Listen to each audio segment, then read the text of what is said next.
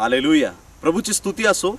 दानिएलाचं पुस्तक याचा 7वा अध्याय आणि 13व्या वचनात सांगितल्याप्रमाणे दानिएलाने एक दृष्टांत पाहिला आणि त्या दृष्टांतात दानिएलाने पाहिलं की मेघारूढ होऊन कुणीतरी येत आहे. मनुष्याचा पुत्र मेघारूढ होऊन येत आहे. तो कधी येईल याविषयी कैक वर्षांपासून चर्चा आहे. येशू ख्रिस्त तुमच्या आणि माझ्या पापासाठी काल्वरीच्या क्रुसावरती मारण्यात आला. त्याला बसलेल्या फटकेने आम्हाला आरोग्य मिळालेलं आहे.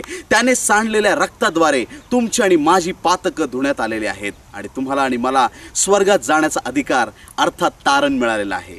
येशू वधस्तंभावरती मारला गेला, तो गाडला गेला आणि पुन्हा 3ऱ्या दिवशी मरणातून तो विजयी झाला. येशू पुनरुत्थित आहे. येशूचं पुनरुत्थान झाल्यानंतर त्याने 40 दिवस प्रेषितांना दर्शन दिलं. 40 दिवस पूर्ण झाल्यानंतर 500 लोकांच्या जमावासमोर येशू स्वर्गात घेण्यात आला. येशू स्वर्गाकडे जात असताना स्वर्गरोहणाच्या वेळी 2 पवित्र पुरुष त्या ठिकाणी प्रकट झाले. शुभ्र वस्त्र परिधान केलेल्या त्या पुरुषांनी म्हटलं की हा येशू जसा स्वर्गाकडे जात आहे तसाच तो येताना तुम्ही पाहाल. येशू ख्रिस्त पुन्हा येत आहे. अनेक प्रश्न आहेत प्रियांनो. येशू कधी येईल या प्रश्नांची उत्तरं जाणून घेण्यासाठी हा संदेश ऐकणं अत्यंत महत्त्वाचं आहे. यानंतर जो संदेश तुम्ही ऐकणार आहात यामध्ये अनेक तुमच्या प्रश्नांची उत्तरं तुम्हाला मिळतील आणि येशू ख्रिस्त स्वतः पवित्र आत्म्याद्वारे तुमची आध्यात्मिक तयारी करणार आहे. येशू येत आहे. काय तुम्ही तयार आहात का? जर आपण तयार नसाल तर आज आपल्या अंतःकरणाची पूर्ण तयारी करा. या संदेशाद्वारे देव तुम्हाला आशीर्वादित करणार आहे. देव ही तुम्हाला धोक्याची सूचना देत आहे. येशूचं येणं समीप आहे. देवाच्या लोकांनो, आपलं जीवन पवित्र करा. अनेक लोक म्हणत आहेत 2012 मध्ये जगाचा शेवट होणार आहे. काय या गोष्टी सत्य आहेत का? या संदेशात प्रभू तुम्हाला या सर्व गोष्टीविषयी मार्गदर्शन करणार आहे. लक्ष देऊन हा संदेश ऐका. प्रभू तुम्हाला आशीर्वादित करीत आहे. येशू येत आहे. आमेन. पवित्र शास्त्रातून प्रकटीकरणाचं पुस्तक याचा 19वा अध्याय आणि यातील 1 ते 10 पर्यंत वचन आपण पाहूया. यानंतर स्वर्गातील मोठ्या जनसमुदायाची जशी काय एक मोठी वाणी मी ऐकली. ती म्हणाली, हालेलुया, तारण, गौरव व सामर्थ्य ही आमच्या देवाची आहेत, कारण त्याचे न्याय निर्बंध सत्याचे व नीतीचे आहेत. ज्या मोठ्या कलावंतिणीने आपल्या 4 कर्माने पृथ्वी भ्रष्ट केली तिचा न्याय निवाडा त्याने केला आहे आणि आपल्या दासांच्या रक्ताबद्दल तिचा सूड घेतला आहे. ते दुसऱ्यांदा म्हणाले, हालेलुया, तिचा धूर युगानुयुग वर चढत आहे. तेव्हा ते 24 वडील व ते 4 प्राणी उपडे पडून राजासनावर बसलेल्या देवाला नमन करताना म्हणाले, आमेन, हालेलुया. इतक्यात राजासनापासून वाणी झाली. ती म्हणाली, अहो आमच्या देवाची भीती बाळगणाऱ्या सर्व लहान थोर दासांनो त्याचे स्तवन करा. तेव्हा जणू काय मोठ्या समुदायाची वाणी, अनेक जलप्रवाहांचा ध्वनी व प्रचंड मेघगर्जना यांचा ध्वनी मी ऐकला. तो म्हणाला, हालेलुया, कारण सर्व समर्थ आमचा प्रभुदेव याने राज्य हाती घेतले आहे. आपण आनंद व उल्हास करू व त्याचे गौरव करू, कारण कोकऱ्याचे लग्न निघाले आहे आणि त्याच्या नवरीने त्याला सजविले आहे. तिला तेजस्वी व शुद्ध असे तागाचे तलम वस्त्र नेसावायला दिले आहे. ते तागाचे तलम वस्त्र म्हणजे पवित्र जनांची नीतिकृत्य आहेत. तेव्हा तो मला म्हणाला, हे लिही की कोकऱ्याच्या लग्नाच्या मेजवानीस बोलाविलेले ते धन्य. तो मला असेही म्हणाला, ही देवाची सत्य वचने आहेत. तेव्हा मी त्याच्या पाया पडून नमन करणार होतो, परंतु तो मला म्हणाला, असे करू नये. मी तुझ्या सोबतीचा आणि जे येशू विषयीची साक्ष देतात त्या तुझ्या बंधूच्या सोबतीचा दास आहे. नमन देवाला कर, कारण येशू विषयीची साक्ष हे संदेशाचे मर्म आहे. आपले डोळे आपण बंद करूया.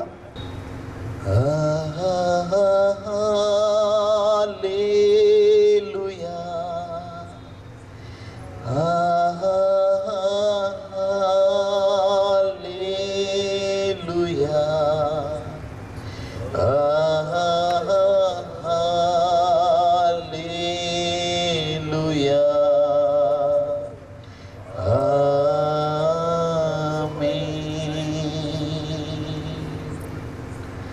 प्रेमळ स्वर्गीय देवा, तुझे आभार आणि उपकार मानतो या सायंकाळी तुझ्या पवित्र चरणाशी आम्हा सर्वांना तू एकवटलंस.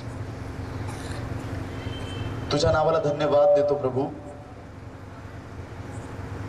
या ठिकाणी तुझी महान सामर्थ्याची उपस्थिती उतरून आलेली आहे. पवित्र शास्त्रातली प्रकटीकरणाच्या पुस्तकातून 19व्या अध्यायाची 1 ते 10 वचन आम्ही वाचलेली आहेत आणि या वचनाचा गूढ आणि गहन अर्थ आज आम्हाला समजण्याची शक्ती आणि सामर्थ्य दे. ओठ माझे असले तरी शब्द मात्र तुझे असू दे. ये पवित्र आत्मा आणि आमची भेट घे. तुझी पाखर आमच्यावरती घाल पवित्र आत्मा. आमच्याशी बोल आणि तुझं फक्त येशू तुझं गौरव होऊ दे. ही सर्व प्रार्थना विनंती उद्धारक येशू याच्या गोड पवित्र आणि सर्वोच्च नावात मागतो म्हणून पित्या तो ऐक. आमेन आमेन आमेन आमेन. हालेलुया. देवाची स्तुती असो. प्रभूच्या नावाला मी धन्यवाद देतो. या जालन्याच्या सभेसाठी येण्यापूर्वी 2 आठवड्यांपूर्वी ज्यावेळेस मी गुडघ्यावर येऊन प्रार्थना करत होतो आणि प्रार्थना करत असताना देवाच्या आत्म्याने मला एका अशा स्थळी नेलं की त्या स्थळी देव मला एक दृष्टांत देऊ लागला आणि त्या दृष्टांतामध्ये मी पाहिलं की एक शुभ्र पांढरा एक असा कागद आहे आणि 2 हात आले प्रियांनो आणि त्या 2 हातांनी त्या कागदाची गुंडाळी केली आणि तो कागद ते हात दिसेनासे झाले. मी प्रार्थना केली, प्रभूला विचारलं की हा कागद आणि ही गुंडाळी म्हणजे काय आहे. त्यावेळेस देवाने मला सांगितलं, देवाच्या आत्म्याने मला प्रकट केलं की जे हे आकाश तुम्ही पाहत आहात हे एक दिवस कागदासारखं गुंडाळून फेकून देण्यात येईल. या पृथ्वीवरती कधी न आली अशी गोष्ट घडणार आहे प्रियांनो. जे काही तुम्ही पाहत आहात त्या गोष्टी तुम्हाला निघून गेलेल्या दिसतील. हे जे आकाश तुम्ही वर्षानुवर्ष पाहत आहात, आपले पूर्वज, आपले अनेक लोक, वयस्कर लोक, त्यांनी कधी हे आकाश कुठं गेलेलं पाहिलं नाही. हे आकाश नाहीसं होईल. या पृथ्वीला एक दिवस चिरडून टाकण्यात येईल. या पृथ्वीवरच्या मोठमोठे टॉवर्स पडून जातील, भूमिकंपाचे हादरे होतील आणि या पृथ्वीचा अंत जवळ आलेला आहे. ही पृथ्वी पूर्णपणे नाश होणार आहे. कोणी स्वतःसाठी मोठ्या इमारती बांधल्या तर माझ्या प्रिय भावा बहिणीने ऐकून घ्या, त्या उंच इमारती एक दिवस पडून जातील. कोणी स्वतःसाठी महाल बांधले तर देवाचं वचन सांगतं की ते महाल धुळीस मिळतील. या पृथ्वीवर जे जे तुम्हाला दिसत आहे त्या सर्व गोष्टी नष्ट होणार आहेत. जे जे तुम्ही पाहत आहात ते सर्व एक दिवशी नाहीसं होणार आहे. आणि आपल्या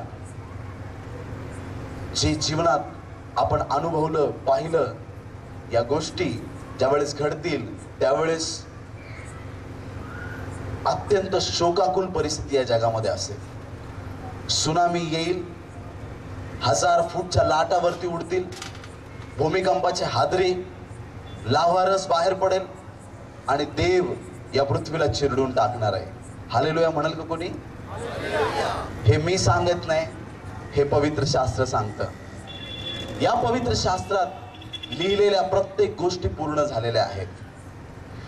ही सगळी जगाची उलटापालट होण्यापूर्वी काहीतरी एक महत्वाची गोष्ट घडणार आहे.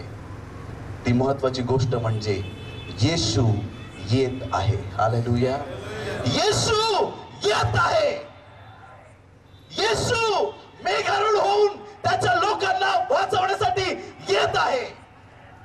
निवडलेल्या लोकांना घेण्यासाठी, आपल्या वधूला घेण्यासाठी, आपल्या मंडळीला घेण्यासाठी येशू येत आहे.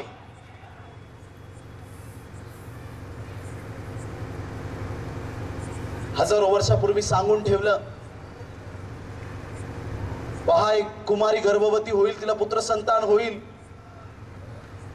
त्याला इम्मानुएल म्हणतील. त्याच्या खांद्यावर सत्ता राहील, त्याला अद्भुत मंत्री, समर्थ देव, सनातन पिता, शांतीचा अधिपती म्हणतील. त्याच्या सत्तेला अंत नसणार, तो खूप सामर्थ्यवान देवाचा सेवक असेल. या सर्व गोष्टी सांगितल्या. धार्मिक लोक रोज बायबल वाचायचे, रोज ते पवित्र शास्त्र वाचायचे. त्यांच्या हातांनी ते येशूला क्रुसावरती देत होते, पण तरी सुद्धा त्यांना कळत नव्हतं की ते काय करत आहेत. आज शेवटच्या काळात आपण जगत आहोत. आपल्याला माहित नाही की या जगाचं काय होणार आहे, आणि आपण जगायचं म्हणून जगत आहोत.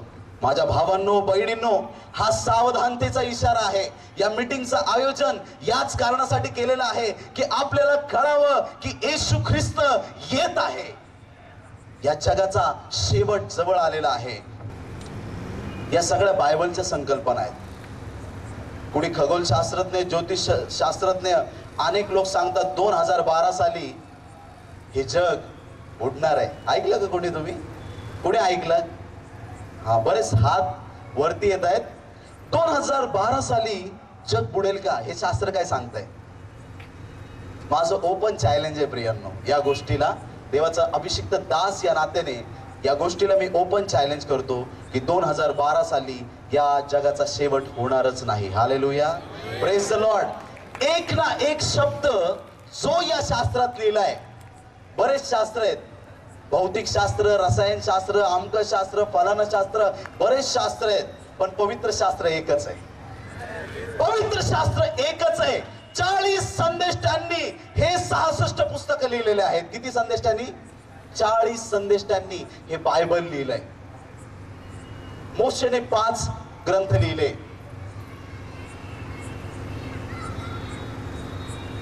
योहानाने प्रकटीकरण, त्याची पत्र आणि योहानाचं पुस्तक लिहिलं. योहानाची आणि मोशेची कधीच भेट झाली नव्हती. जुन्या कराराचे जे लेखक आहेत त्यांची आणि नवीन कराराच्या लेखकांची कधीच भेट झाली नाही, बायबल सांगताय. परंतु त्यांच्या सर्वांच्या लिखाणाचा आशय एकच आहे. वेगवेगळ्या लोकांनी लिहिलं तरी पण पवित्र शास्त्र हे एकच आहे. कारण हे लिहिणारी माणसं नव्हती, हे लिहून घेणारा पवित्र आत्मा आहे. या बायबलचा लेखक तुम्ही विचाराल तर हे बायबल लिहिलंय पवित्र आत्म्याने. हालेलुया. हे बायबल पवित्र आत्म्याने लिहिलंय आणि पवित्र आत्मा, त्याला सत्याचा कैवारी आत्मा म्हटलेला आहे. तो कधीच खोटं बोलत नाही, तो कधी लबाडी करत नाही. या बायबल मध्ये लिहिलेला प्रत्येक शब्द न शब्द खरा आहे. जोपर्यंत येशू येत नाही जगाचा शेवट होऊच शकत नाही प्रियांनो. जोपर्यंत येशू मेघारूढ होऊन येत नाही तोपर्यंत हे जग बुडणार नाही. शास्त्रात अनेक वचनं दिलेले आहेत, आपण वाचूया ती वचनं. प्रकटीकरण याचा पहिला अध्याय आणि 7वं वचन. पहा, तो मेघासहित येतो, प्रत्येक डोळा त्याला पाहिल. कोणता डोळा? प्रत्येक डोळा. कुठं कुठं डोळे आहेत? स्वर्गात 4 प्राणी आहेत, त्यांना अंगभर डोळे आहेत. देवदूतांना डोळे आहेत. 24 वडिलांना डोळे आहेत. पृथ्वीवरच्या अखिल मानव जातीला डोळे आहेत. जनावरांना डोळे, पाण्यातल्या मास्यांना डोळे आहेत. अधोलोकात जे असतील त्यांना डोळे आहेत, सुखलोकात जे असतील त्यांना डोळे आहेत. ज्यांना ज्यांना डोळे आहेत ते प्रत्येक जण पाहतील येशू आलेला आहे. आणि सैतान पण पाहिल आणि तो त्या दिवशी मोठा आक्रोश करेल. एक देवाचा महान आणि प्रसिद्ध दिवस येत आहे प्रियांनो. परमेश्वराचा एक असा दिवस येत आहे, जगाच्या इतिहासात कधी झालं नव्हतं असा दिवस येत आहे. मत्ती याचा 24वा अध्याय आणि यातील 29 ते 31 पर्यंत आपण वचन पाहूया. स्वतः येशू आपल्या लोकांना सांगत आहे. स्वतः येशू आपल्या लोकांची भेट घेत आहे. येशू येईल त्यावेळेस काय चित्र असेल जरा डोळ्यासमोर आणण्याचा प्रयत्न करा. येशू ख्रिस्त मेघारूढ होऊन येईल मध्य आकाशामध्ये, आणि ज्या वेळेस तो येईल सूर्य अंधकारमय होईल. किती लोकांनी पाहिलं सूर्य अंधकारमय होताना? सूर्य कधी अंधकारमय झाला नव्हता, पण त्या दिवशी सूर्य अंधकारमय होईल, त्याला प्रकाश देता येणार नाही. चंद्राकडे पहा, आकाशात आज पूर्ण चंद्र आहे. सगळ्यांनी पहा इकडे वरती. हा, तो जो चंद्र तुम्ही बालपणापासून पाहत आलात तो कधीच रक्तमय झाला नव्हता. तो रक्तमय होईल आणि तो आपला प्रकाश देणार नाही. येशू येईल त्यावेळेस त्याचा स्वतःचा प्रकाश इतका असेल की त्याच्या प्रकाशासमोर कसलेच प्रकाश आपल्याला दिसणार नाही. येशू इतक्या सामर्थ्याने येईल, पूर्ण प्रकाशित होऊन येईल. आपल्या दूतांना, संतगणांना घेऊन तो मध्य आकाशामध्ये येईल आणि सगळे आपण त्याला असं पाहू.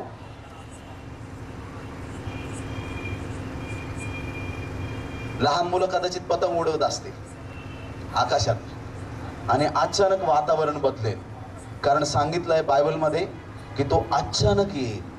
जेव्हा तुम्हाला वाटेल की आता येशू येणार नाही, अशा अचानक वेळेस येईल आणि अचानक लहान लेकरं बघतील, घरात ओरडत जातील, काहीतरी आकाशात आज वेगळं दिसतंय, आम्ही कधीच पाहिलं नाही. सगळे लोक येशूला पाहतील आणि मग जे स्वर्गीय दिव्यदूत आहेत ते भूमीवर उतरून येतील आणि जे लोक विश्वासणारे, कोकऱ्याच्या रक्ताने धुतलेले, ज्यांचे झगे येशूच्या रक्ताने शुभ्र झालेले आहेत, ज्यांची अंतकरण पवित्र झालेले आहेत, त्यांना घेण्यासाठी देवदूत खाली येतील. आणि त्या दरम्यान जे प्रभूमध्ये देवाचे लोक विसावा पावलेले आहेत त्यांच्या कबरा उघडल्या जातील. समुद्रातले जे मेलेले लोक आहेत त्यांच्या कबरा उघडल्या जातील. भूमीवरचे सगळे मेलेले लोक आहेत त्यांच्या कबरा उघडल्या जातील. आणि सगळीकडून जे प्रभूमध्ये विसावा पावलेले लोक आहेत, जे देवाचे संतगण आहेत, ज्यांनी आपल्या जीवनात प्रभूचा स्वीकार केला, ज्यांनी आपल्या जीवनामध्ये पूर्णपणे प्रभूला समर्पित जीवन जगलं, अशा लोकांच्या कबरा उघडल्या जातील आणि ते लोक आपल्या आधी येशू जवळ घेतले जातील. हालेलुया. आणि त्यानंतर देवदूत आपल्यातली सर्व लोकांना, विश्वासणाऱ्या लोकांना येशूकडे घेऊन जाईल. हालेलुया. या प्रकारे येशूचं हे दुसरं आगमन आहे प्रियांनो. आणि या आगमनाविषयी जर म्हणाल येशू कधी येईल, कधी येईल, कोणाला सांगता येईल का? येशू कधी येईल? येशू कधीही येईल. येशू कधी येईल याचं उत्तर आहे येशू कधीही येईल. येशू कधी येईल हे येशूला सुद्धा ठाऊक नाही प्रियांनो. कारण मत्तयाचा 24वा अध्याय आणि 36व्या वचनामध्ये सांगितल्याप्रमाणे येशू ख्रिस्त म्हणतो की ती घटका आणि ती वेळ पित्याशिवाय कोणालाच ठाऊक नाही, पुत्राला नाही, देवदूतांना नाही आणि कोणालाच नाही. परमेश्वर पिता ती वेळ निश्चित करेल आणि त्याच क्षणी येशूचं दुसरं आगमन या भूमीवरती होणार आहे. येशू आपल्या लोकांना घेण्यासाठी येत आहे. पवित्र शास्त्रात जर मत्तयाच्या पुस्तकात 24 आणि 25वा अध्याय बारकाईने वाचला तर या अध्यायांमध्ये येशूने आधीच सांगून ठेवलंय की मी कधी येईल हे तुम्ही कसं ओळखाल, त्याची चिन्ह पवित्र शास्त्रात लिहिलेले आहेत. या 2 अध्यायांमध्ये जर आपण बारकाईने लक्ष दिलं तर येशूच्या आगमनाविषयीच्या गूढ आणि गहन गोष्टी प्रकट केलेल्या आहेत. सगळ्यात पहिली गोष्ट सांगितलेली आहे, ठिकठिकाणी भूमिकंप होतील. जर नकाशा काढला की पूर्वी किती भूकंप होत होते आणि आता किती भूकंप होत आहेत, भूकंपाचं प्रमाण वाढत आहे प्रियांनो. रोज आणि रोज भूकंपांचं प्रमाण वाढत आहे. जमीन हादरली की घरं कोसळून जात आहेत. जमीन जर पाण्यात हादरली तर समुद्रातलं पाणी जमिनीवर येत आहे. सुनामी लाटा भूमीवरती येत आहेत. जगाचा शेवट होण्यास प्रारंभ झालेला आहे. असं समजू नका भूकंप झाला आणि संपलं.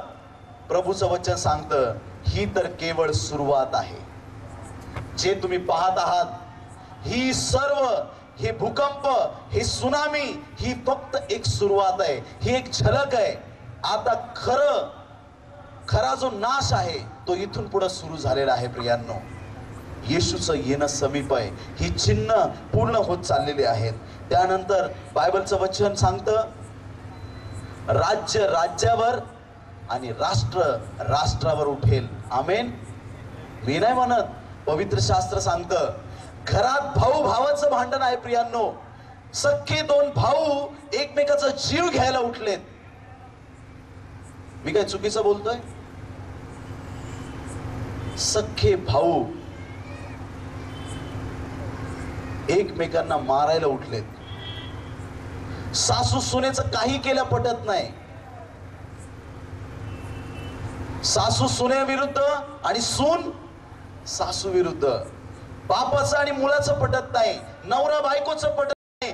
भांडण भांडण भांडण, घरात भांडण, शेजाऱ्यांमध्ये भांडण, ह्या समाजाचं त्या समाजाशी भांडण, ह्या राज्याचं त्या राज्याशी भांडण. तुम्ही आमच्या राज्यात यायचं नाही, आम्ही तुमच्या राज्यात यायचं नाही. राज्यांची भांडणं चालू आहेत. भारत आणि पाकिस्तान मध्ये किती प्रेम आहे ना? आहे का? शांतीसाठी केली का कधी प्रार्थना? प्रार्थना करा प्रियांनो. जगाचा शेवट आलेला आहे. अमेरिका विरुद्ध इराण, इराक. इस्रायल विषयी जर म्हणाल तर इस्रायल राष्ट्र मध्ये आहे आणि त्याच्या बाजूला जितके राष्ट्र आहेत ते सर्व इस्रायलचे दुश्मन झालेले आहेत. इस्रायल राष्ट्र मधोमध आहे आणि इस्रायलच्या बाजूचे सगळे राष्ट्र इस्रायलचे दुश्मन झालेले आहेत. राष्ट्र राष्ट्रावर उठलेलं आहे प्रियांनो. एक घरातल्या भावाभावाच्या भांडणापासून जगात एकमेकांचे वैरी झालेले आहेत आणि हेच चिन्ह आहे येशू येत आहे याचं. शेवटच्या काळात आपण जगत आहोत. फक्त जगायचं म्हणून जगू नका. बायबल काय सांगतं याच्याकडे आपलं लक्ष केंद्रित करा. भांडण तंटे वाढत आहेत प्रियांनो. वादविवाद वाढत आहेत. स्वतःला लीन आणि नम्र करा. जो लीन स्वतःला करेल तो स्वर्गात घेण्यात येईल. ही या शेवटल्या काळाची चिन्ह आहेत प्रियांनो. आणि म्हणून देवाच्या संतगणांनो, देवाच्या प्रिय लेकरांनो, नम्र होण्याची गरज आहे. जगामध्ये भांडणं वाढत आहेत, खोट्या अफवा निघत आहेत, काहीही अफवा निघत आहेत आणि हे शेवटच्या काळाचं चिन्ह आहे. मध्यंतरी एक पिक्चर आला, दा विंची कोड नावाचा एक पिक्चर आला. काय सांगितलं? एक पुस्तक लिहिलं एका लेखकाने आणि त्या लेखकाने जे पुस्तक लिहिलं ते जगामध्ये खूप मोठ्या प्रमाणात विकलं गेलं. लोकांनी आवडीने घेतलं. दा विंची कोड द्या आम्हाला, द्या आम्हाला, द्या. जे गेले दुकानात जाऊन मागतायत, भीक मागतायत, द्या आम्हाला, कसं पण करून ते पुस्तक पाहिजे. पुस्तकांचा तुटवडा पडला. इतकी लोकांनी ती पुस्तकं घेतली आणि त्याच्यात काय लिहिलं होतं माहिती तुम्हाला? येशू ख्रिस्त एक अपवित्र व्यक्ती होता. येशूच्या चारित्र्यावरती शिंतोडे उडवले. हे चिन्ह आहे येशू येत असल्याचं. कोण कुठचा तो निर्लज्ज मनुष्य, देवाची भीती मनात न बाळगता सैतानाचं दुष्कृत्य करणारा, त्याने अशा प्रकारच्या गोष्टी केल्या. हे देवाचं कार्य नाही प्रियांनो, हे सैतानी कार्य आणि ते आपल्याला हाणून पाडणं गरजेचं आहे. ख्रिस्ती लोकांमध्ये एकजूट, एक मन, एक विचार असणं गरजेचं आहे. आणि अशा लोकांना प्रभूच्या नावामध्ये आपण प्रार्थनापूर्वक सर्व त्यांच्यातली दुष्टता आपण धमकवायला पाहिजे. खोटे लोक उठलेले आहेत प्रियांनो. एक खूप मोठा चित्रकार त्याने येशूचं आणि त्याच्या 12 शिष्यांचं एक चित्र काढलं. शेवटचं भोजन तुम्ही पाहिलं असेल. एक छानसा असा टेबल दाखवलाय. येशू ख्रिस्त मध्यभागी उभा आहे आणि इकडं 6 शिष्य आणि तिकडं 6 शिष्य, असं एक चित्र आहे. बऱ्याच जणांच्या घरी आहे. आणि जी 12 लोकांची मंडळी, 12 शिष्य त्या ठिकाणी उभे आहेत, त्यापैकी या लेखकाने सांगितलं की येशूच्या जी बाजूला उभी आहे तो योहान नाही, ती येशूची बायको आहे. माझा प्रश्न एक सरळ साधा सोपा प्रश्न आहे. जर ती येशूची बायको आहे, योहान काय बाजारात भाजी मार्केटमध्ये गेला होता का फिरायला? इकडं 6 शिष्य आहेत, तिकडं 6 शिष्य आहेत. हा योहान नाही, ती येशूची पत्नी असं सांगितलं त्या पुस्तकात. जर ती येशूची पत्नी आहे तर योहान काय बाहेर गेला होता का? वडापाव खायला गेला होता का? जेवायला गेला होता? त्याला सुट्टी होती, कुठं बाहेर जायचं होतं? लबाड लोक उठलेले आहेत प्रियांनो, विश्वासणाऱ्यांचा विश्वास खच्चित करण्यासाठी. पण त्या दुष्टांसाठी आपण भक्कम व्हायला पाहिजे आणि त्या दुष्ट सैतानाला रोज रोज आपल्या पायाखाली तुडवलं पाहिजे. शेवटल्या काळात काहीही अफवा उठतील प्रियांनो, आणि त्या अफवांच्या मागं आपल्याला जायचं नाही. शेवटल्या काळात बायबल सांगतं की खोटा संदेष्टा उठेल. या शेवटच्या काळात एक असा संदेष्टा होईल, जो प्रार्थना करील लगेच अंधांना डोळे येतील, जो प्रार्थना करील मेलेले मुर्दे उठतील, इतके चमत्कार करेल, इतके चमत्कार करेल, इतके चमत्कार करेल. लोक त्याच्या मागे जातील. अरे वा वा वा पास्टर, काय माणूस आहेत तुम्ही. अरे वा वा वा वा पास्टर, तुम्ही काय काय केलं. पास्टर तुम्ही किती चांगलेत. पास्टर तुम्ही किती चांगलेत. लोक त्याच्या मागं पुढे पळत राहतील. पास्टर साहेब मला माझ्यासाठी प्रार्थना करा. पास्टर साहेब या गोष्टीसाठी प्रार्थना करा. त्या माणसाने प्रार्थना केली की लोक बरे होतील. त्या माणसाने प्रार्थना केली की काय काय घडत राहील. पण एक दिवशी तो म्हणेल मी येशू ख्रिस्त आहे. एक दिवशी तो काय म्हणेल, मी येशू ख्रिस्त आहे. आणि कित्येक विश्वासणारे फसवले जातील प्रियांनो. चमत्कारांच्या मागे जाऊ नका, येशूच्या मागे जा प्रियांनो. ही आज काळाची गरज आहे. हिलिंग डिलिव्हरन्सच्या मागे जाऊ नका. कोणी काहीतरी सांगतो म्हणून त्याच्या मागे जाऊ नका. तुम्ही देवाचं मंदिर आहात. स्वतः म्हणा येशू माझ्या घरी आहे. आपण हेच करतो, इकडे शोधत बसतो, कुणीतरी माझ्यासाठी प्रार्थना करा, ह्याला बोलव त्याला बोलव, या प्रकारे आपण लढत बसतो. परंतु स्वतःसाठी तुम्ही कधी प्रार्थना केली आहे का? पवित्र आत्मा तू माझ्या अंतःकरणात ये आणि माझी तू भेट घे. तुम्ही बाहेर फिरत असता तुमच्या घरी कोणीतरी पाळकाने यावं म्हणून, पण येशू स्वतः आधी तुमच्या घरी येऊन बसलेला असतो. याची जाणीव आपल्याला नसते प्रियांनो. पाळकांचा निश्चित सन्मान करा. आपल्या मंडळीच्या पाळकांना आदर द्या. मी जे बोलत आहे ते मी खोट्या संदेष्टाविषयी बोलत आहे, जो शेवटल्या काळामध्ये उभा राहणार आहे. तर त्या संदेष्टापासून, त्या लबाड ढोंग्यापासून सावध राहण्यासाठी आपली अंतःकरण शुद्ध आणि पवित्र असली पाहिजेत. ज्या दिवशी आपल्याला कळेल की हा संदेष्टा खूप चमत्कार करतो पण हा गर्वाने भरलेला आहे, त्याच्या मागे जायचं सोडून द्या. कारण गर्व हे सगळ्यात पहिलं पाप आहे आणि तेच पाप सिद्ध करतं की हा माणूस देवाचा माणूस बोला नाही. पवित्र आत्म्याला आपण विचारलं पाहिजे प्रियांनो. या शेवटल्या काळात या गोष्टी घडत जातील. शेवटल्या काळामध्ये या गोष्टी घडत जातील आणि त्याच वेळेस अकस्मात प्रभूचं येणं होईल. या गोष्टी घडायला सुरुवात झालेली आहे. भूमिकंप होत आहेत, भांडणतंटे होत आहेत, मोठ्या मोठ्या प्रकारच्या वादविवादाच्या गोष्टी होत आहेत. परंतु तरी सुद्धा देवाचे लोक विश्वासात स्थिर आणि खंबीर टिकून उभे आहेत. 2002 साली ज्यावेळेस मी माझ्या घरामध्ये 7 दिवस उपास प्रार्थना करत होतो आणि मी माझ्या घराचं दार बंद केलं आणि 7 दिवस मी कोणत्याही मनुष्याला भेटलो नाही, मी कुठं बाहेर गेलो नाही. मी फक्त माझ्या घरात बसून राहिलो आणि मी गुडघ्यावर येऊन 7 दिवस रात्रंदिवस देवाकडे प्रार्थना करत राहिलो. प्रभू तू माझ्याशी बोल. 7 दिवस पूर्णपणे देवाच्या सानिध्यात असताना त्यावेळेस एक देवाने मला दृष्टांत दिला. त्या दृष्टांतात 2 देवदूत माझ्या बाजूला येऊन उभे राहिले. दोन्ही बाजूला एक एक देवदूत उभे राहिलेले मी पाहिले. त्या देवदूतांचे जे पंख होते ते माझ्या घराच्या दोन्ही भिंतीला लागत होते. एकाचा पंख इकडे, दुसऱ्याचा त्या भिंतीला. अशा प्रकारे देवाच्या सामर्थ्याने भरलेले ते देवदूत माझ्या घरात उभे राहिलेले मी पाहिले. आणि त्याच वेळेस पवित्र आत्म्याने मला सांगितलं ये माझ्या बरोबर. आणि मला आत्म्याने उत्सुक केलं आणि मी पवित्र आत्म्याबरोबर एका अशा स्थळी जाऊ लागलो की जे मला अनपेक्षित होतं. एका स्थानावर जाऊन थांबल्यानंतर मी पाहिलं की खूप मोठे सोन्याचे 2 दरवाजे आहेत. इतके अवाढव्य ते सोन्याचे दरवाजे आहेत की ते आपले डोळे दिपवून टाकतील. ते सोन्याचे दरवाजे उघडण्यात आले आणि जसे ते दरवाजे उघडले मी पाहिलं एक मोठा प्रकाश माझ्यावरती आलेला. त्या प्रकाशामुळे मला आतलं काही दिसेना आणि मी वाणी ऐकली प्रियांनो देवाची, ये आत ये.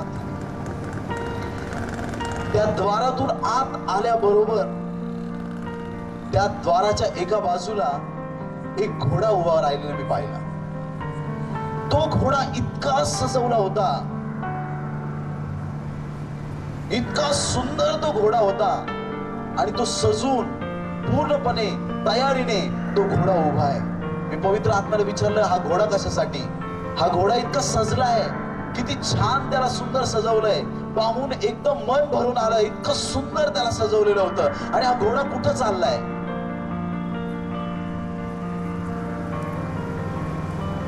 त्यावेळेस पवित्र आत्म्याने मला सांगितलं की हा घोडा येशूला मेघारूढ घेऊन जात आहे. Hallelujah, praise the Lord. घोडा तयार आहे. येशूची येण्याची पूर्ण तयारी झालेली आहे प्रियांनो. तो कुठल्याही क्षणी तुम्हाला आणि मला घेण्यासाठी येण्यास तयार आहे. त्यानंतर मी 12 वेशी पाहिल्या आणि पवित्र आत्म्याने त्या 12 वेशी मला दाखवल्या. मोठमोठ्या 12 वेशी, 12 वंशजाच्या 12 वेशी. आणि मग देवाच्या आत्म्याने मला विचारलं की यापैकी सगळ्यात जास्त गर्दी कोणत्या वेशीमध्ये होणार आहे? 12 वेशींमधून लोक येतील, देवाच्या आत्म्याने सांगितलं.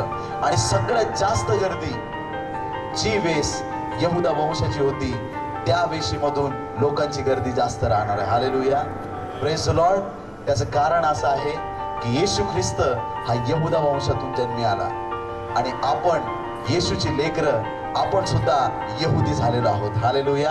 आपण परराष्ट्रीय असताना, आपली लायकी नसताना, आपण परकीय असताना त्याने रक्त सांडून आपल्याला इस्रायली बनवलेलं आहे. आता आपण इस्रायलचे लोक आहोत, आपण यरुशलेमचे रहिवासी आहोत.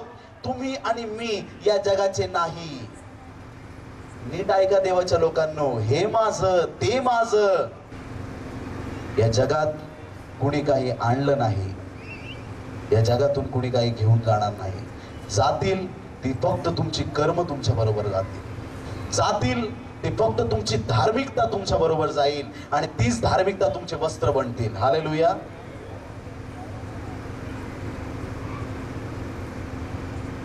यहुदा वंशाच्या त्या वेशीजवळ अत्यंत गर्दी असणार आहे प्रिया. अनेक गोष्टी मी त्या स्वर्गामध्ये पाहिल्या, त्या दृष्टांतामध्ये अनेक गोष्टी त्या ठिकाणी देवाने मला प्रकट केल्या. सिंहासनाच्या भोवती 4 प्राणी सतत सतत सतत देवाची स्तुती आराधना करत आहेत. 24 वडील देवाला धन्यवाद देत आहेत. हजारो लाखो त्या देवदूतांचं गणित कळणंच मुश्किल आहे. सहस्त्रांची सहस्त्रे आणि अयुतांच्या अयुते. कोणत्याच कॅल्क्युलेटर मध्ये ही संख्या बसणार नाही. जगातलं सगळ्यात भारी कॅल्क्युलेटर आणा, त्यात ही संख्या बसणार नाही. कॅल्क्युलेशन कोणाला जमणार नाही. इतके देवदूत स्वर्गामध्ये आहेत. अब्जो करोडो, जितकं तुम्हाला माहित आहे त्याच्यापेक्षा जास्त देवदूत स्वर्गामध्ये आहेत. सगळीकडे पवित्र वातावरण आहे प्रियांनो. आणि त्या ठिकाणी परमेश्वर येशूला तुम्हाला आणि मला घेण्यासाठी पाठवत आहे. येशू ख्रिस्त तुमच्या आणि माझ्या कल्याणासाठी या भूमीवरती येत आहे. पवित्र शास्त्रामध्ये मत्तय 25 आणि 1 ते 13 वचनामध्ये 10 कुमारींचा दृष्टांत दिलेला आहे. 10 कुमारी. या 10 कुमारी वराला सामोरे जाण्यासाठी तयार होत्या. वर यायला थोडासा उशीर झाला. 10 कुमारी त्या ठिकाणी उभ्या होत्या. रांगेत 10 कुमारी होत्या आणि ते वाट पाहत होते, आता वर येईल, आता वर येईल, विवाहाची वेळ झाली, आता वर येईल. त्या वाट पाहत राहिल्या. त्या सगळ्या 10 कुमारीच होत्या. त्या सगळ्या 10नी सारखेच कपडे घातलेले होते. सारखीच लिपस्टिक लावली, सारखाच मेकअप केला, सारखेच केस बांधले, सारखेच कपडे त्यांनी घातले. 10च्या 10 सगळ्या एकदम सारख्याच. सगळ्यांच्या हातामध्ये ताट, सगळ्यांच्या हातामध्ये सगळी तयारी केलेली. 10च्या 10 ज्या कुमारी होत्या सगळ्या एकसारख्या नटून तयार होत्या. पण बायबल सांगतं त्याच्यात 5 मूर्ख होत्या आणि 5 शहाण्या होत्या. आता कसं ओळखायचं कोणत्या मूर्ख आणि कोणत्या शहाण्या? बराच उशीर लागला बराला यायला. उशीर लागत गेला आणि मग सगळ्यांना झोप लागायला लागली. आणि मग त्या ठिकाणी 5 अशा कुमारी होत्या की ज्यांनी जास्त तेलच आणलं नव्हतं. त्यांचं तेल संपलं, अर्ध्यातच त्यांचं तेल संपलं. त्यांनी आधी तेल आणलं होतं बरं का, तेल नव्हतं असं मी म्हणत नाही. त्यांचे दिवे पेटलेले होते, त्यांच्याकडे तेल होतं, पण त्यांनी जास्त तेल बरोबर घेतलं नाही. अर्ध्यातच तेल संपून गेलं. 5 कुमारी हुशार होत्या, त्यांनी आपल्या बरोबर जास्त तेल घेतलं, भरपूर तेल घेतलं, कारण त्या हुशार होत्या. या 5 कुमारींकडे तेलच नाही. त्यांनी म्हटलं प्लीज आम्हाला द्या थोडंसं तेल, आम्ही पैसे देतो, तुम्ही काय मागाल, तुम्हाला हा सोन्याचा हार पाहिजे का, मी देतो. त्या मुली म्हटल्या असतील, त्या तरुणी म्हटल्या असतील. या 5 शहाण्या मुली खरंच शहाण्या होत्या. त्यांनी म्हटलं अजिबात मिळणार नाही, चालू पडा, तुम्हाला काय करायचं ते करा. आणि मग या 5 ज्या मूर्ख कुमारी होत्या त्या तेल आणायला गेल्या आणि तेवढ्यात वर आला. ह्या 5 ज्या शहाण्या होत्या वराबरोबर आत निघून गेल्या आणि ह्या ज्या 5 मूर्ख होत्या त्या वराबरोबर जाऊ शकल्या नाही. हा दाखला स्वतः येशूने सांगितला, कारण त्याला माहित आहे या सर्व गोष्टींचं मर्म काय आहे. कारण त्याला माहित आहे त्यालाच यायचंय परत एक दिवशी, आणि कधी काय होणार हे सगळं त्याला ज्ञात आहे. आणि म्हणून या 10 कुमारींचा दृष्टांत समजून घेणं फार गरजेचं आहे. संडे स्कूलच्या रविवारच्या शाबात शाळेत 10 कुमारींचा दृष्टांत शिकवतात. येशूने लहान मुलांना हा दाखला नाही सांगितला, शिष्यांना सांगितलाय, मोठ्या लोकांना तुम्ही समजून घ्या. हा दाखला काय गोष्ट म्हणून फक्त ऐकून सोडून देऊ नका. आपण हुशार राहायला पाहिजे असं याचं मर्म काढलं जातं. आपण मूर्ख नसायला पाहिजे, नेहमी जास्त काहीतरी बरोबर घ्या. 2 दिवसाच्या प्रवासासाठी 1 महिन्याचे कपडे घेऊन जा, असं शिक्षण लेकरांना मिळत आहे. काय मर्म आहे या गोष्टीचा? 10 कुमारी, कुमारी हा शब्द मंडळीला वापरलेला आहे. म्हणजे या 10 कुमारी 10 मंडळ्याच आहेत, अविश्वासू लोक त्याच्यामध्ये नाहीत. नीट ऐका, 10 कुमारी म्हणजे 10 वेगवेगळ्या मंडळ्या आहेत. जसं प्रकटीकरणाच्या पुस्तकात 2ऱ्या आणि 3ऱ्या अध्यायात 7 मंडळ्या आपण पाहतो. शेवटल्या काळाच्या उदाहरणासाठी येशू ख्रिस्ताने दाखला दिला आणि सांगितलं या 10 मंडळ्या आहेत. वेगळ्या वेगळ्या 10 मंडळ्या आहेत. त्यातल्या अर्ध्या मंडळ्यांनी तेलच बरोबर नाही आणलं. थोडंसं तेल होतं त्याच्यातच दिवे पेटवले. तेल म्हणजे काय? प्रार्थना. या 5 मूर्ख मुलींनी मध्येच प्रार्थना सोडून दिली. आपण करतो का असं? प्रार्थना संपू देऊ नका.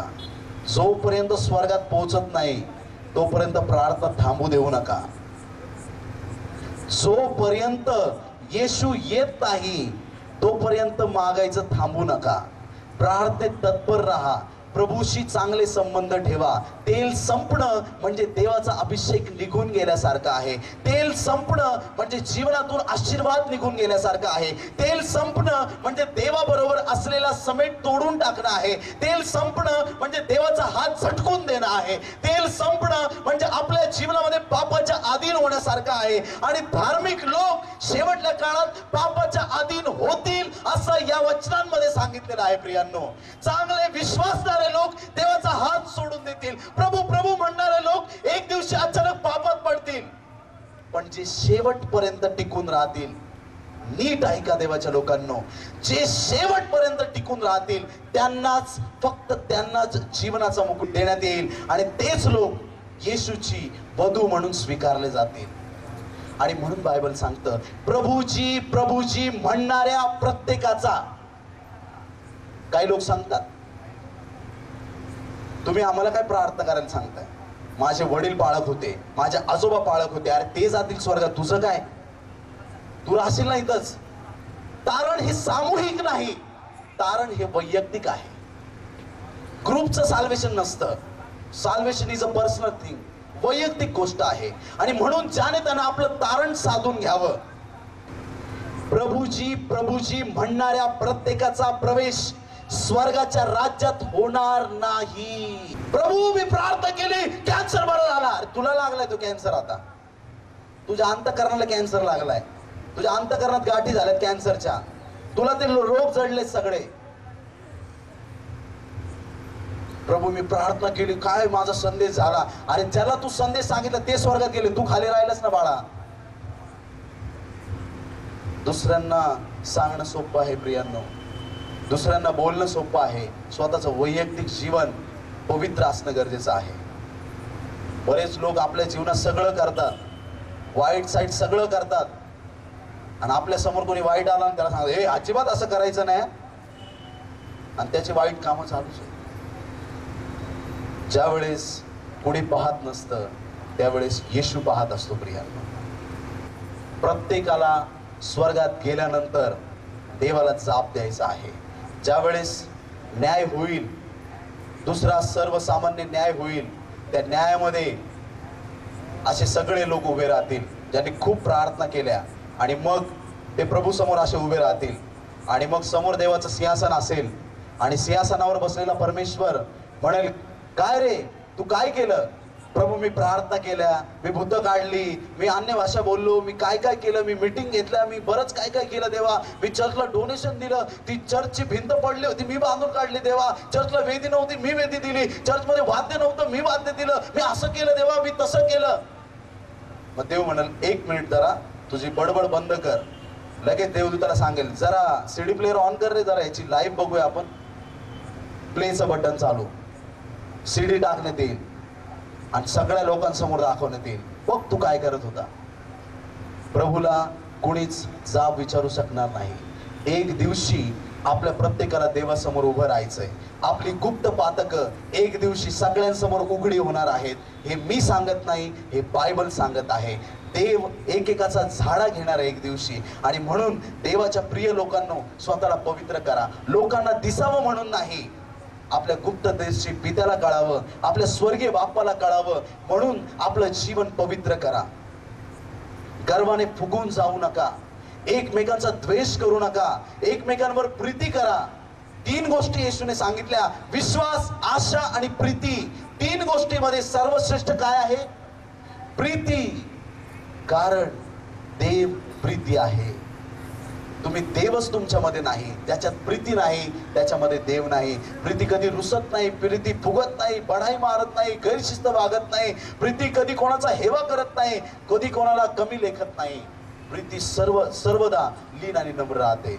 आणि म्हणून देवाच्या लोकांनो, प्रभूजी प्रभूजी म्हणणाऱ्या प्रत्येकाचा प्रवेश स्वर्गाच्या राज्यात होणार नाही. देव प्रत्येकाचं वैयक्तिक तारण करणार आहे.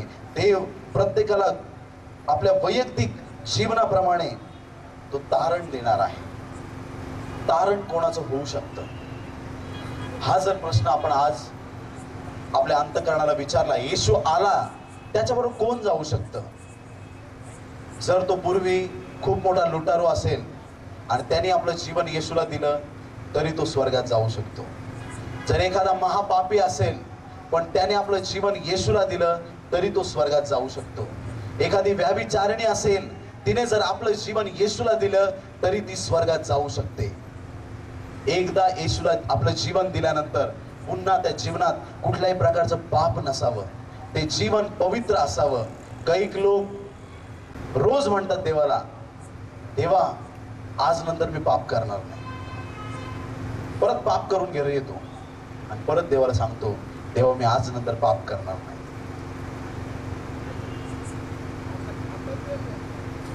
पापी लोकांसाठी येशू या जगात आलेला आहे प्रियांनो, आणि त्याच्या तारणाचा खराखुरा आनंद घेण्यासाठी देवाने आपल्याला संधी दिलेली आहे.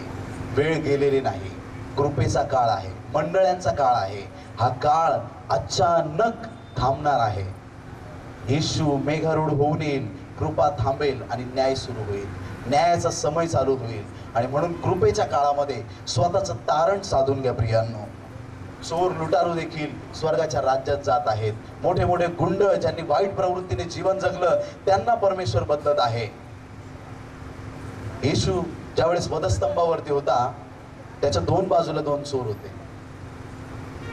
एकाने निंदा केली, दुसऱ्याने त्याचा गौरव केला आणि तो काय म्हटला, हे येशू तू ज्या वेळेस राजवैभवाने येशील, राजवैभवाने म्हणजे मेघारूढ होऊन राजासारखा, त्यावेळेस माझी आठवण कर.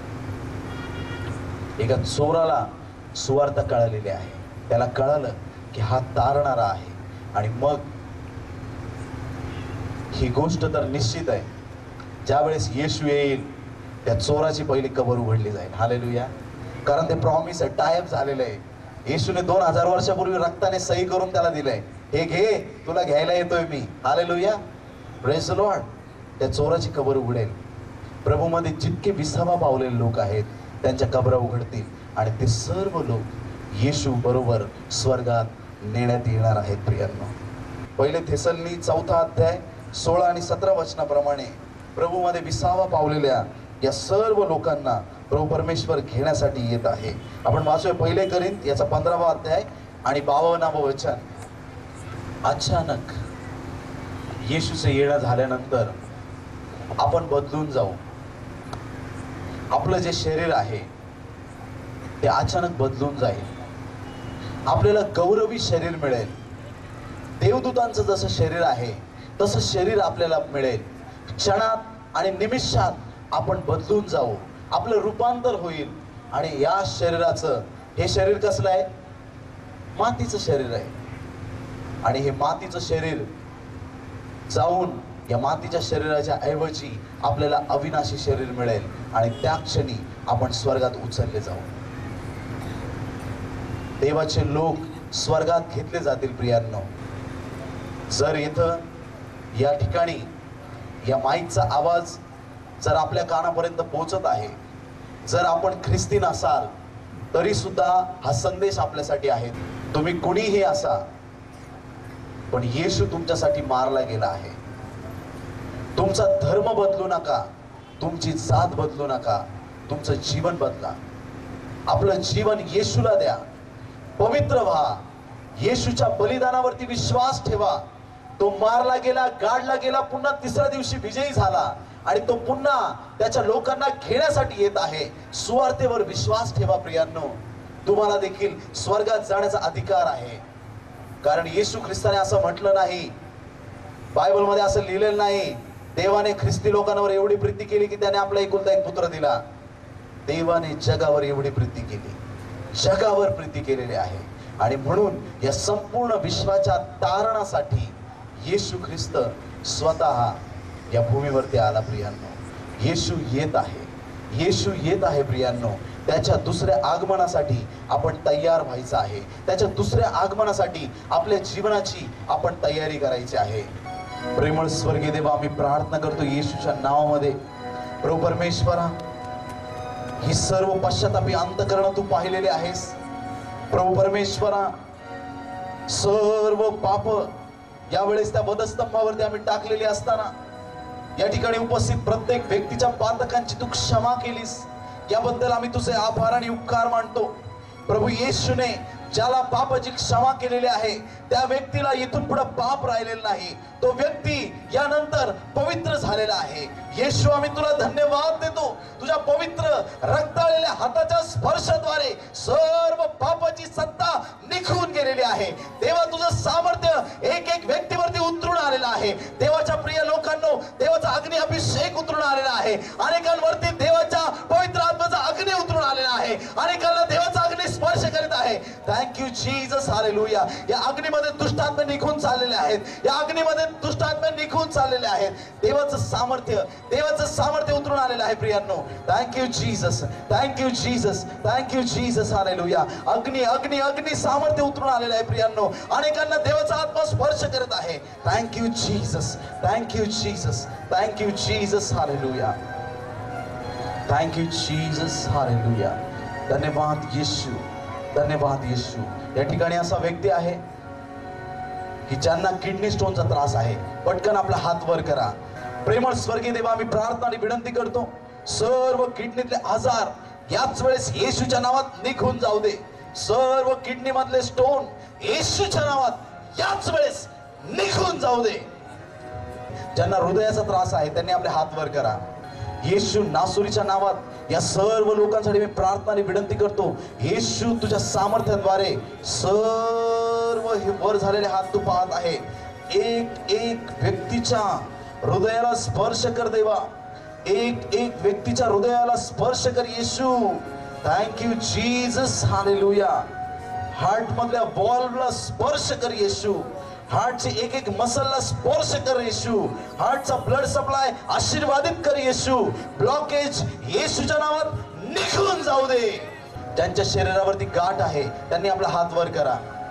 येशू नासुरीच्या नावात आम्ही प्रार्थना आणि विनंती करतो, प्रत्येक गाठ येशूच्या नावात याच वेळेस निघून जाऊ दे. इतर कुठल्याही आजाराने आपण त्रस्त असाल तर आपला हात वर करा. देवाचं सामर्थ्य उतरून आलेलं आहे प्रियांनो. सर्व प्रकारचे रोग, सर्व प्रकारच्या व्याधी येशू नासुरीच्या नावात याच वेळेस निघून जाऊ दे. प्रभू आम्ही प्रार्थना करतो, प्रत्येक लकवा येशूच्या नावात निघून जाऊ दे. लकव्याचा आजार येशूच्या नावात निघून गेलेला आहे. Thank you Jesus, hallelujah. जे लंगड्यासारखे चालत होते, जे लंगडत चालत होते, त्या लंगड्याचे पाय येशूच्या नावात नीट करत आहे. प्रभू तुला आम्ही धन्यवाद देतो. Thank you Jesus, hallelujah. सांध्यातले प्रत्येक आजार येशूच्या नावात निघून जाऊ दे. Thank you Jesus, Jesus. धन्यवाद, धन्यवाद, धन्यवाद, धन्यवाद, धन्यवाद येशू. Thank you Jesus. सर्व थायरॉइडचा त्रास येशूच्या नावात निघून जाऊ दे. सर्व डोळ्याचे कानाचे त्रास येशूच्या नावात निघून जाऊ दे. टॉन्सिल्स येशूच्या नावात निघून जाऊ दे. प्रभू आम्ही प्रार्थना करतो, या जमावाला तू आशीर्वादित कर. Thank you Jesus, hallelujah. देवाचा आत्मा म्हणतो, बहीण शकुंतला आपलं जीवन येशूला दे. तू आपल्या जीवनात दुःखी झालेली आहे, तुझं दुःखी मन प्रभूने पाहिलेलं आहे. बहीण शकुंतला आपलं जीवन येशूला दे. भाऊ अशोक आज रात्री आपलं जीवन येशूला दे. तू व्यसनाधीन झालेला होता, पण आज तुला येशू हाक मारून बोलवत आहे. आपलं जीवन येशूला दे. भाऊ संजय, प्रभू तुला स्पर्श करीत आहे. सतत तुझ्याबरोबर वाईट गोष्टी घडत आहेत. तू विचार करतोस की अडखळणं माझ्या जीवनात का आहेत. संजय, येशू तुला हाक मारतोय, आपलं जीवन येशूला दे. सिस्टर मार्था, आपल्या मुलांविषयी चिंता करू नका. तुम्ही सतत रडून प्रभूला मागत आहात. सिस्टर मार्था, तुम्ही मागत आहात प्रभूला की प्रभू माझ्या लेकरांना तुझ्या राज्यात तू वाढव. सिस्टर मार्था, देवाने तुमची प्रार्थना ऐकलेली आहे. आज नंतर देव तुमचा परिवार बदलून टाकत आहे. Thank you Jesus. रात्री सॅमसन, येशू तुला बोलवत आहे. तू आजपर्यंत आपल्या मनाला येईल तसा चाललास. लोक तुला चांगलं म्हणून समजतात, पण तू काय आहेस हे फक्त तुला माहित आहे. आज आपलं जीवन येशूला दे. आज आपलं जीवन येशूला दे. सॅमसन, प्रभू तुला आशीर्वादित करीत आहे. बहीण मनीषा, तुला शिक्षण खूप अवघड वाटत आहे. बहीण मनीषा, तुला शिक्षण खूप अवघड वाटत आहे. प्रभू तुला स्पर्श करीत आहे. देव तुला ज्ञान देत आहे. प्रभू आम्ही तुला धन्यवाद देतो. ही प्रार्थना तू ऐकली. यावेळेस आम्हा सर्वांचा ताबा घे. ही सर्व प्रार्थना उद्धारक येशू याच्या गोड, पवित्र आणि सर्वोच्च नावात मागतो म्हणून पित्या तू ऐक. आमेन. माझं नाव रंजना प्रदीप लवणे. माझे मिस्टर पोलीस खात्यामध्ये आहे आणि माझ्या मिस्टरांच्या जीवनामध्ये महान अद्भुत कृत्य परमेश्वराने केलेलं आहे. 2006 मे महिन्यामध्ये माझ्या मिस्टरांना अटॅक आला होता आणि एन्जिओग्राफी ज्यावेळेस आम्ही केली त्यावेळेस 90% आणि 95% ब्लॉकेज त्यामध्ये दाखवलेले होते. आणि प्रभूच्या अनेक दासांना देवबापांनी दाखवलं होतं की प्रभू चमत्कार करणार आहे त्यांच्या जीवनामध्ये. आणि देवबाप सारखं वचनातून बोलत असताना जे ब्लॉकेज होते ते डॉक्टरांचं म्हणणं होतं की तुम्ही झोपेत सुद्धा जाऊ शकणार, कारण तुमची काही गॅरंटी नाही किंवा तुम्ही दुसरा तिसरा मजला चढून गेले तरी तुम्ही जाऊ शकणार आणि ऑपरेशन करणं गरजेचं आहे. परंतु ब्रदर विकास हे 21 डिसेंबरला आले असताना 2006 मध्ये त्यांना देवबाप्पांनी दाखवलं की आमची ओळख सुद्धा नव्हती आणि सहज म्हणून आम्ही त्या सभेला आलो होतो आणि देवबाप्पांनी दाखवलं होतं की मी या ठिकाणी एका व्यक्तीला अटक येऊन गेलेला आहे आणि त्या व्यक्तीला देवबाप सांगत आहे की आज मी तुला नवीन हृदय देत आहे. आणि आम्ही या वचनावर विश्वास ठेवून आणि अनेक भक्तांनी पूर्वी जे वचनं दिले होते आम्ही विश्वास ठेवला आणि 2007 मध्ये जेव्हा आम्ही एन्जिओग्राफी केली त्यावेळेस सुद्धा डॉक्टरांचं म्हणणं आहे की 2% ब्लॉकेज अजून वाढलेले आहे, परंतु जे वचन आम्हाला देवबाप्पांनी दिलं होतं त्या वचनावर आम्ही विश्वास ठेवला आणि आज 3 वर्ष झाले डॉक्टरांचं म्हणणं आहे की ऑपरेशन करावं लागेल, तरी पण आम्ही गोळ्या औषध सर्व सोडलेले आहे आणि माझे मिस्टर पथ्य वगैरे काहीच पाळत नाही, तरी देखील त्यांना देवबाप्पांनी बरं केलेलं आहे, ते अगदी व्यवस्थित आहे. Praise the lord, hallelujah. नाव काय आपलं? कौशल्यबाई लोखंडे यांचं नाव. खरपुडीवरून आलेले आहेत आणि कधीपासून दिसत नव्हतं? ऑपरेशन केलं तर 5-6 वर्ष दिसत नव्हतं, पण थोडं थोडं दिसू लागलं. आता एकदमच ऑपरेशन केलं काही दिसत नव्हतं. अच्छा, अजिबात दिसत नव्हतं. हे किती आहेत? आणि हे आणि हे आणि हे. हालेलुया. या आईला अजिबात दिसत नव्हतं, पण आज रात्री मी डॉक्टर आहे पण काही कामाचं नाही प्रियांनो, माझ्या येशूने, तुमच्या आणि माझ्या येशूने आज रात्री या आईला नवीन दृष्टी दिली. प्रभूची स्तुती असो. आपलं नाव काय ब्रदर? अविनाश कांबळे. अच्छा, हे ब्रदरचं नाव अविनाश कांबळे आहे. आणि काय घडलं सांगा थोडक्यात. 24 तारखेला माझ्या पप्पांना एकदम सिरियस झाले ते. पप्पा ICU मध्ये ॲडमिट केलं होतं पप्पांना आणि नो गॅरंटी म्हणजे काहीच सांगितलं नव्हतं की पप्पामध्ये काही बदल होईल की नाही. परंतु 28 तारखेला गुरुवारी मी, माझा भाऊ, 4 आम्ही भाऊ आणि माझी बहीण आम्ही पूर्ण दिवसभर उपासामध्ये होतो, उपास प्रार्थनेमध्ये. आणि 28 तारखेला संध्याकाळी आम्ही इथं मीटिंगला आलो. परंतु माझ्या भावाने मला घरून फोन केला, तू नव्हता आला मीटिंगला, तू दवाखान्यामध्ये होता. त्याने फोन केला की ज्यावेळेस ब्रदर प्रार्थना करतील त्यावेळेस तू मोबाईल फक्त माईकला स्पीकरला लाव आणि मी तिकडं पप्पाच्या कानाला मोबाईल लावेल. परंतु लाईट सारखं ये जा करू लागली, त्याच्यामुळं काय ब्रदरनी प्रार्थना केली नाही. आणि आम्ही मनात असा विचार पण केला नव्हता की ब्रदर येतील आणि तिथं पप्पाजवळ प्रार्थना करतील. परंतु ही प्रभूची योजना होती की ब्रदर पास्टरची पूर्ण टीम, संपूर्ण टीम त्या रात्री 10:30ला ICU मध्ये येऊन माझ्या पप्पासाठी प्रार्थना केली. आणि दुसऱ्या दिवशी सकाळीच मी कॉलेजहून घरी आलो आणि माझ्या मामाने मला सांगितलं की डॉक्टरांनी सांगितलं की कालच्या प्रार्थनेनंतर पप्पामध्ये खूप बदल झाला आहे आणि पप्पा डोळे उघडून पाहू लागले. हालेलुया. आपलं नाव काय? अशोक बेरा. अच्छा, आता आपण प्रार्थना केली होती आणि त्यावेळेस किती लोकांना आठवतं? एक नाव देवाने सांगितलं, शकुंतला. हे बघा, शकुंतला आपल्या समोर उभे आहेत. त्यांच्या हातामध्ये त्रास होता, परंतु तो पूर्ण त्रास देवाने दूर केला. कधीपासून त्रास होता?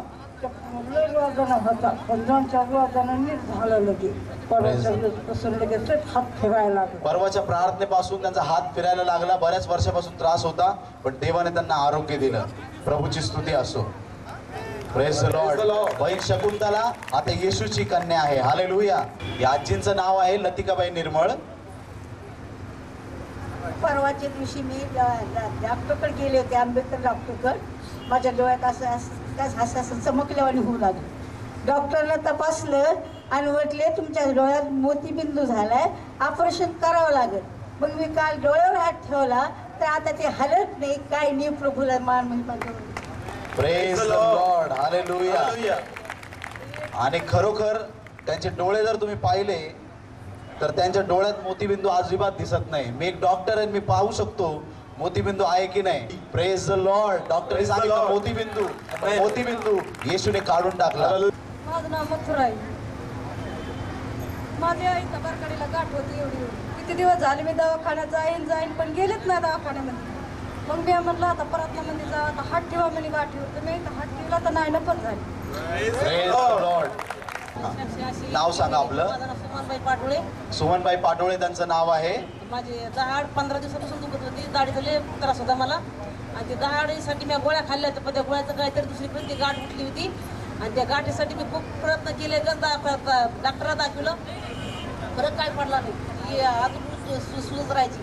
पण कालपासून इथं आली आणि तेव्हा पण ती गाठ माझी नाहीशी केली. याबद्दल कुठं होती गाठ? आता आहे का? या ठिकाणी कुठल्याही प्रकारची गाठ राहिलेली नाही प्रियांनो. प्रभूच्या सामर्थ्याने त्यांना आरोग्य मिळालेलं आहे. प्रभूची स्तुती असो. नाव सांगत आहे आपलं? संगीता लोखंडे. प्रभूच्या नावाला मी धन्यवाद देते. आता येताना माझं खूप पोट दुखत होतं आणि येताना मी दवाखाना करून आले आणि प्रभूच्या नावाला धन्यवाद देते. मी औषध आणि गोळ्या देखील घेतले नाही. प्रभूने मला आरोग्य दिलं. प्रभूच्या नावाला धन्यवाद देते. Praise the lord. हालेलुया. काय नाव आपलं? माईक घ्या तुम्ही. यांचं नाव बेला आहे. काय त्रास होतो तुम्हाला? गुडघा खूप दुखत होता. रात्री पास्टरनं प्रार्थना केली की गुडघ्यातलं सुद्धा सैतान निघून जा. तर माझ्या गुडघ्यातलं सैतान निघून गेले ना आज दिवसभर माझा गुडघा बरा आहे. गुडघ्यातलं सैतान निघून गेलं. Praise the lord. हालेलुया. माझं नाव मार्थ आहे. माझ्या मुलाला खूप बरं नव्हतं. त्याची बाहेरची बेत होती, त्याची मान वाकडी होत होती. आम्हाला लोक मग तिकडे घेऊन जा तिकडे घेऊन जा. मी खूप घाबरत होती. पण देवानेच आपले आरोग्य दिले. परत मला इकडं तिकडे गेले आणि देवाने त्याला आरोग्य दिले. चांगले देवाला धन्यवाद कर. Praise the lord. हालेलुया. हां. माझं नाव सरस्वती कांबळे. मला बहुत तकलीफ होती. कालपासून 3 दिवस झाले की अशी कमरापासून असं चालताच येणार नाही. काय होता त्रास? त्रास लई होता की कमरामध्ये असं अच्छा, कमरेपासून पायांमध्ये खूप त्यांना त्रास होता. आता प्रार्थनाला आले तर लगेच बरंच लागलं. प्रार्थनेमध्ये त्यांना पूर्णपणे त्यांच्या पायाचा त्रास निघून गेला. प्रभूची स्तुती असो. करत नाही असं त्रास होता त्याला लगे असं येडसर आणि लगे असं मारित होता. कोणला बी हानीत होता. तर मग त्याला औरंगाबादच्या दवाखान्याला कांचनवाडीला तिथं 1 महिनाभर शिरीक केलं. मग लय पैसा आता लावला. काय आजच्या प्रार्थनेत त्यांना काय अनुभव आला का? ती तिथं बसली त्याला मला साक्ष देत ती यायला ती तिथंच बसली तिकडे. काय आज त्यांना आरोग्य मिळालं? काय झालं होतं त्यांना? त्याला गोळ्या संपल्या होत्या. गोळ्या चालू होत्या याच्या दवाखान्याच्या. मग ते 2 रोजानं आम्ही गोळ्या दिल्या. काय झालं होतं त्यांना? त्यांची जसं पागलवाणी करीत होते. अच्छा. हा तर आता त्याला बरंच Praise the लागलं. Lord. रातपासून त्याला गोळी नाही दिली आम्ही. त्या गोळ्या खाल्यात झोपत होता. नाही तर झोपलंच नसतं. सारा रात त्रास देत होता आम्हाला. आता नाही त्रास देणार. आता लगेच आता येशू जीवनात आलाय. आता आनंद मिळणार. प्रभूची स्तुती असो. Praise the Lord. त्या बंधूंना कदाचित समोर यायला लाज वाटत असेल, परंतु येशूने त्यांना आरोग्य दिलं आणि जेही त्यांचा सायकोलॉजिकल प्रॉब्लेम होता प्रभूने दूर केला. प्रभूची स्तुती असो. यावेळेस आपण प्रभूची प्रार्थना म्हणूया. हे आमच्या स्वर्गातील बाप्पा, तुझे नाम पवित्र मानले जाओ. तुझे राज्य येऊ. जसे स्वर्गात तसेच पृथ्वीवरही. तुझ्या इच्छेप्रमाणे हो. आमची रोजची भाकर आज आम्हास दे. आणि जसे आम्ही आपल्या ऋणासून सोडले आहे तसेच तू आमची ऋणे आम्हास सोड. आणि आम्हास परीक्षेत आणू नकोस, तर आम्हास वाईटापासून सोडेल. कारण की राज्य, सामर्थ्य आणि गौरव ही सर्व काळ तुझीच आहे. आमेन. प्रभु यीशु मसीह अनुग्रह, परमेश्वर पिता का प्रेम और पवित्र आत्मा की सहभागिता प्रार्थना किया हर एक व्यक्ति का साथ में प्रभु यीशु दूसरा आगमन तक हमेशा होते रहे. आमेन. काय नाव सांगितलं तुमचं? कमल. या बहिणीला कधीपासून त्रास होता हा? 3 वर्ष. गेल्या 3 वर्षापासून त्यांना दुष्ट आत्म्याचा त्रास होता आणि 14 दुष्ट आत्म्याने त्यांना पकडून ठेवलं होतं आणि आज या बहिणीला प्रभूने बरं केलेलं आहे. प्रभूच्या नावाला स्तुती असो. प्रेमळ देवा. या बहिणीचं नाव संगीता आहे आणि त्रास कधीपासून? 7 महिन्यापासून होता. 7 महिन्यापासून संधिवाताचा त्रास होता. त्या कुठं जाऊ शकत नव्हत्या, चालू शकत नव्हत्या. पण या प्रार्थनेमध्ये प्रभूने त्यांना आरोग्य दिलं. पहिली जी मीटिंग झाली 3 वर्षापूर्वी त्यावेळेस त्यांच्याकडे 8 ते 9 जनरेटर होते आणि नंतर 15 ते 16 जनरेटर देवाने त्यांना दिले. त्या मीटिंग नंतर देवाने त्यांची आणखीन उन्नती केली. त्यांच्यासाठी आपण प्रार्थना केली. त्यांनी खूप चांगल्या रीतीनं सहकार्य केलं. प्रभू त्यांना आशीर्वाद देतो.